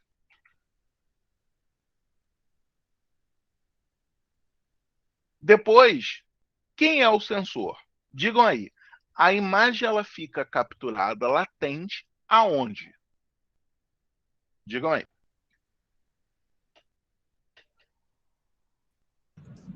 Fica no filme radiográfico. Perfeito. Fica no filme. Aqui eu posso ter dois processos. Se eu tiver aqui uma processadora automática, é um processo. Se eu tiver um modelo muito manual, eu posso ter aqui revelação e fixação.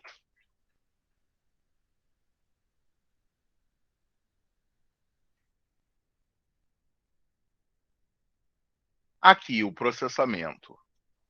A gente pode dizer que é o processo de secagem. Vou exibir aqui num negatoscópio. E vou armazenar no prontuário do paciente.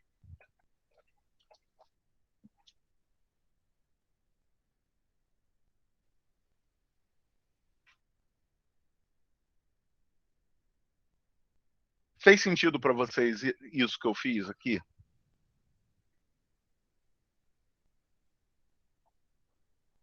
Fez sentido? Fez sim. Beleza. Por que é importante vocês terem esse conceito? Eu até coloquei o print aí para vocês. Porque com esse conceito a gente consegue compreender aqui a diferença de CR e DR com facilidade. Então, radiação, CR, tá? Computadorizada, indireta. Então, a radiação que incide sobre o paciente é capturada em uma lâmina de imagem, que é uma placa de fósforo. Eu tenho aqui o leitor de lâmina de imagem, que é onde eu vou transformar isso do mundo físico para o mundo digital. Eu tenho aqui a conversão de analógico para digital. Na estação de trabalho, eu faço processamento da imagem, exibo no monitor e guardo no servidor fax. Tá, legal, Hugo, mas e como é que isso funciona de verdade? Vou mostrar um videozinho aqui de como isso funciona de verdade. Então, o que é isso que esse profissional está operando? Na mão dele é uma lâmina de imagem, aqui é a estação de trabalho, aqui embaixo é a leitora de lâmina de imagem, isso aqui. Então, o que a gente está vendo aqui é basicamente o profissional pegando a lâmina de imagem, posicionando o paciente, fazendo o exame e trazendo a lâmina de imagem para ser convertida de analógico para digital no aparelho, no leitor de lâmina de imagem. Por isso, indireta, por isso, computadorizada, porque eu digitalizo isso para o computador. E aí a imagem está sendo carregada ali para a tela. A imagem está pronta, então ele vai pegar outra lâmina de imagem, porque ele fez o outro posicionamento, e posicionar ali no leitor de lâmina de imagem. Vai fazer o mesmo processo de conversão de analógico para digital.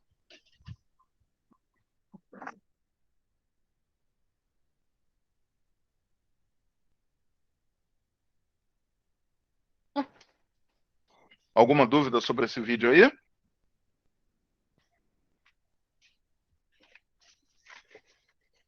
Gente? Não. Tá bem Tudo no explicado esquema. o vídeo. Então, para a gente solidificar, vamos fazer mais um. Vamos ver mais um vídeo.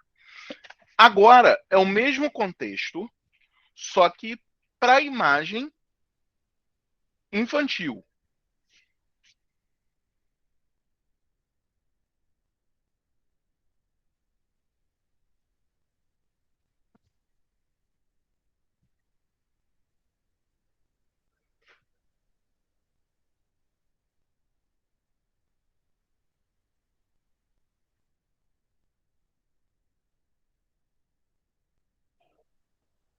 Então, o que ela fez? Ela pegou a lâmina de imagem, posicionou sob o paciente, colocou no leitor de lâmina de imagem e copiou a imagem.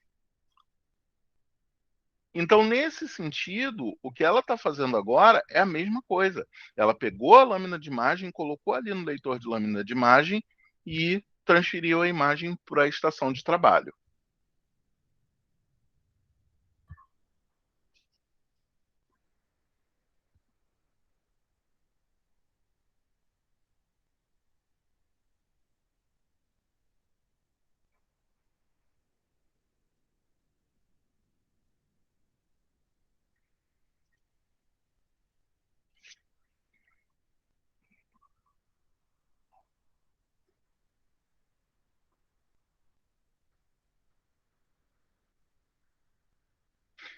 Então, a lógica da computadorizada sempre vai ser essa.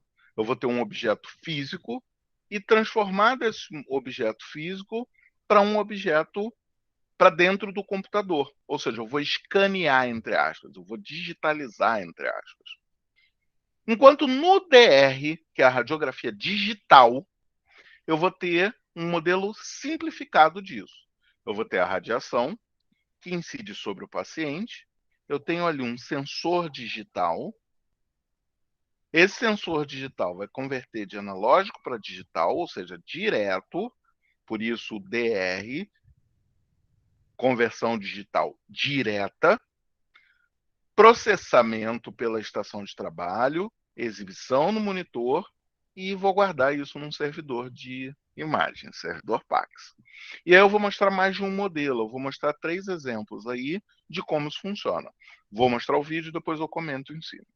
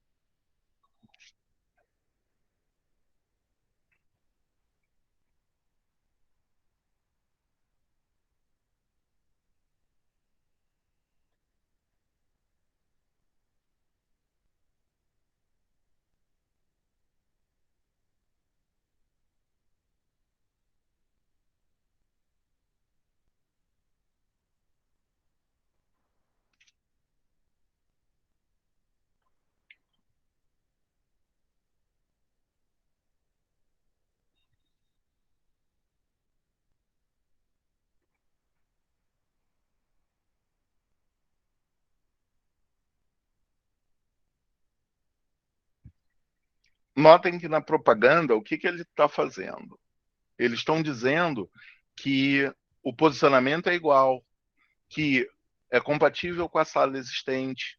Ou seja, você, nesse modelo daí, não precisa de modificar a sua sala de raio-x para ser digital. Ou seja, eu estou convertendo uma sala analógica para uma sala digital. E é isso que a propaganda está dizendo.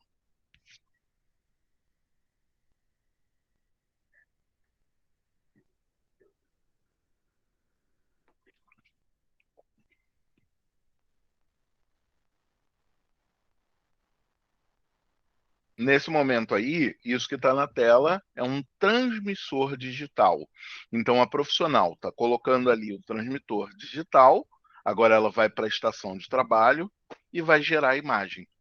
A partir disso, eu posso fazer qualquer outra técnica utilizando a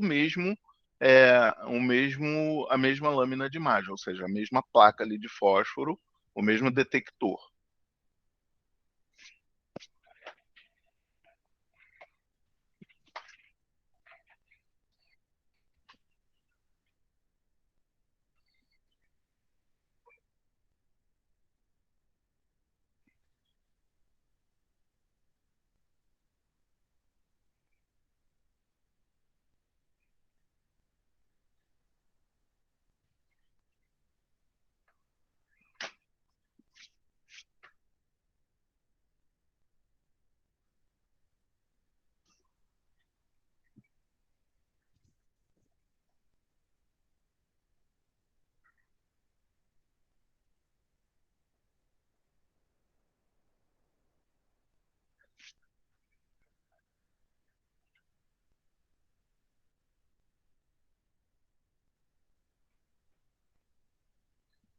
E aí, o que eles dizem?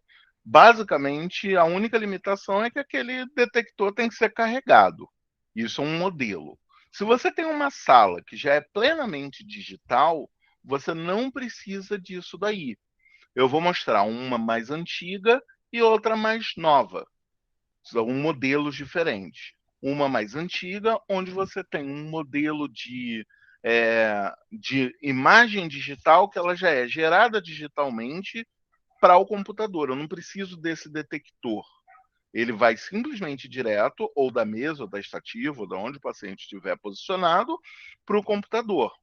E um modelo mais novo ainda, que ele usa algumas telas touch e a maneira de trafegar a informação é mais rápida. Então, vou mostrar 2 modelos agora.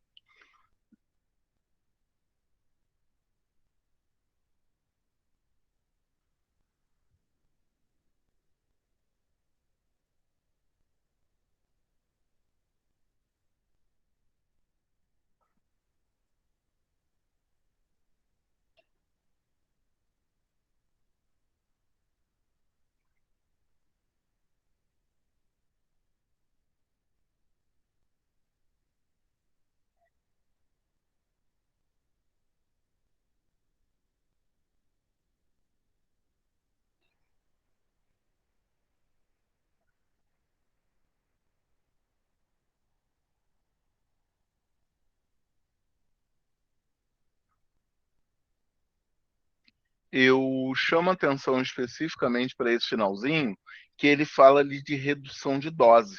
Por quê?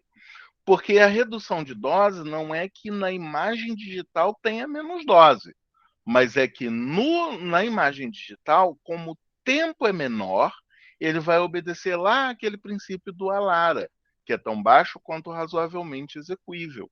Isso quer dizer, a propaganda está dizendo que a dose é menor, não porque de fato a dose é menor, mas sim porque o tempo de exposição do paciente é menor, tá?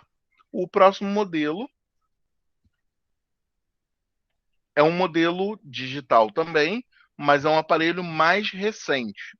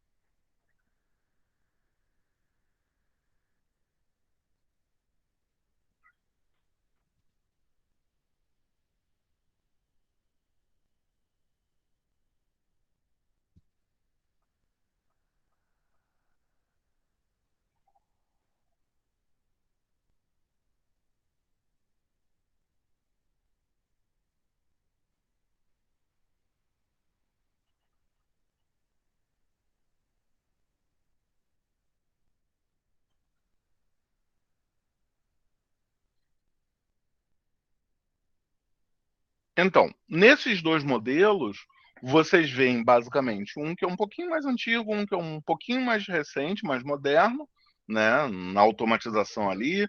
No segundo, eles mostram ali da Philips, né, um da Agfa, outro da Philips. O da Philips ele mostra um modelo ali que, por exemplo, tem uma melhor automação, diminui menos o tempo, mas o princípio, que é o que eu preciso que a gente saiba que é o mesmo. Ou seja, o princípio disposto ali é que o detector estará ali na mesa, o detector estará na estativa. A diferença ali é muito mais a questão de conforto do paciente. Por exemplo, esse segundo aparelho, Philips, ele permite um maior arranjo de paciente. Pode ser pediátrico, pode ser paciente adulto, pode ser paciente obeso. Nesse aparelho daí, se eu não me engano, o limite dele parece que é 300 quilos, é um negócio assim, um bagulho louco aí. Então eu tenho um maior range de pessoas. Por que 300 quilos? É uma curiosidade até. Nos Estados Unidos tem muito paciente obeso. Tem muito paciente que pesa acima de 180, 200 quilos com facilidade. Então, as produtoras, por exemplo, a Philips, ela está produzindo aparelhos que normalmente já vão carregar aí 200, 250 quilos, 300 quilos com facilidade. Né? Esse aparelho daí ele também está disponível na China e daqui a pouco deve ter alguns aqui no Brasil. Né? Então, o que eu estou dizendo para vocês o método é o mesmo. Agora, para a gente finalizar aqui a aula, eu queria dar uma ideia de futuro. O que acho que vai acontecer? O que é uma área interessante para a gente pensar? Não é uma coisa aplicável agora, mas daqui a pouco vai ser. Que é a parte de prótese. Como assim prótese? Prótese 3D. A imagem digital, eu mostrei para vocês que eu posso pegar uma coisa do mundo físico e transformar para o mundo digital. E o oposto, eu consigo pegar uma coisa do mundo digital e transformar para o mundo físico? Sim, eu consigo. E já há algumas aplicações na área de saúde que valem a pena olhar. Uma das áreas, por exemplo, eu tenho um amigo que trabalha na área de TC-odonto e está fazendo muita prótese, muito dente provisório com impressora 3D. Hoje, o Brasil ainda não permite, a Anvisa não permite ainda a questão de prótese e órtese impressas em impressora 3D. Hoje ainda não é permitido no Brasil. Mas eu vou mostrar uma coisa para vocês com a perspectiva de fora do Brasil, para que vejam um mercado que vale a pena ficar de olho. Dá uma olhadinha nos vídeos do YouTube, continua olhando isso, porque em algum momento vai ser um mercado propício para você, que sabe anatomia, que é profissional da área e de repente tem uma entrada. Então,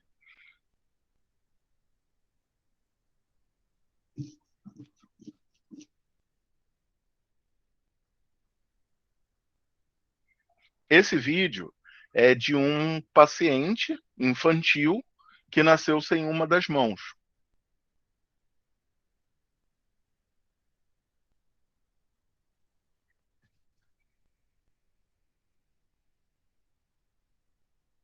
E aí, como o custo é muito grande, como literalmente são alguns milhares de reais, milhares de dólares, e a criança cresce, então vai trocando isso daí. Alguns pais americanos, em outros países também, estão se juntando para fazer impressão 3D de prótese para criança. E como é uma impressão 3D, ela é muito personalizável, as cores são personalizáveis, a resistência é boa para uma criança. Lembrem do seguinte, para a criança tem que ser mais resistente do que para um adulto, porque a criança não toma cuidado, a criança cai, a criança faz bagunça. Então, isso está acontecendo lá fora. E aí, o que eu quero dizer com isso? Depois vocês podem ver o videozinho completo, está lá naquele link que eu deixei com vocês, mas a ideia que eu quero deixar por trás é isso. Hoje, há um mercado para isso. Ainda não foi autorizado pela Anvisa, mas há um mercado. Outro mercado é esse daqui, por exemplo, para reconstrução, para órtese. Então, por exemplo, eu tenho ali 3 pacientes com contexto diferente. Um, por exemplo, que é um defeito por acidente, ou seja, o paciente teve um acidente e teve ali um afundamento craniano. A outra que tem uma parte ali de defeito genético, né, relacionado ali à área ali maxilofacial, bucomaxilo. E a questão do defeito por patologia. A paciente tem um câncer de maxilar e ali ela perdeu ali a estrutura da mandíbula. Então, nesse caso daí, como é que se faz isso? Como é que se cria ali uma órtese para isso daí? Uma prótese, no caso da senhora. Uma tomografia. Eu vou reconstruir essa imagem em 3D e vou modelar essa imagem em 3D. Então, eu vou ser capaz de ver toda a estrutura ali daquele paciente. A partir disso, eu faço uma prótese e essa prótese, ela é impressa. Pode ser uma máquina tipo essa, que é uma máquina de prototipagem, ou uma impressora 3D mesmo. E aí, a partir do modelo físico construído, O cirurgião ele vai fazer ali alguns testes, vai fazer ali algumas observações para ver se realmente é de acordo e vai fazer um implante. Normalmente se faz uma coisa maior, né, para ter ali uma margem de sobra. E esses materiais, quais são as vantagens? É hipoalergênico. 2, tem a densidade de acordo com a necessidade. Então, por exemplo, para uma calota craniana é diferente de uma mandíbula, que é diferente de um outro osso que tem que ter densidades e resistência diferentes. Eu posso fazer isso daí com stent, eu posso fazer isso com grampo cirúrgico. Tem um monte de maneiras, é muito variada a forma que eu posso utilizar para esse implante e, principalmente, o custo é menor. Pelo menos é muito menor do que você fazer um implante de titânio. Então, isso são vantagens. Essa senhora, nesse caso daí, fez ali essa questão da mandíbula e o resultado do antes e depois é muito legal. Só que aqui no Brasil ainda não é permitido. Onde você vai encontrar isso é, por exemplo, o Hospital das Clínicas, o Hospital da USP, que são hospitais universitários que têm alguns programas de pesquisa, mas ao grande público isso ainda não é permitido. Então eu coloco esses 2 exemplos como uma coisa que vai acontecer. E aí eu digo assim, pô, dá uma estudadinha nisso, porque em algum momento é o radiologista, são vocês, que vão ser capazes de fazer essas coisas aqui no Brasil. Então eu sugiro dar uma olhadinha. Isso eu digo como exemplo para o futuro. Gente, meu material está aí disponível, meu e-mail. Dúvidas, perguntas, questões, digam aí que a hora é essa. Se não, a gente encerra por aqui. Digam aí.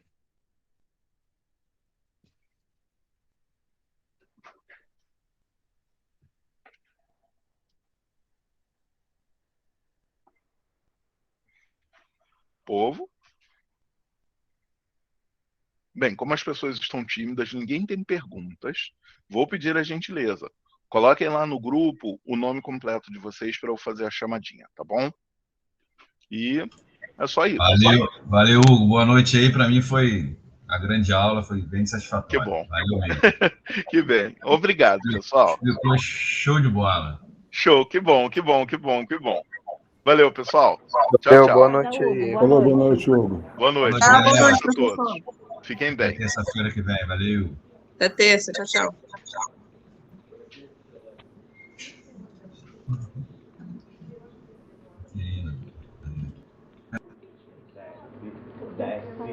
Desce agora. Você vai apanhar. Ou você é teimosa, Sabrina?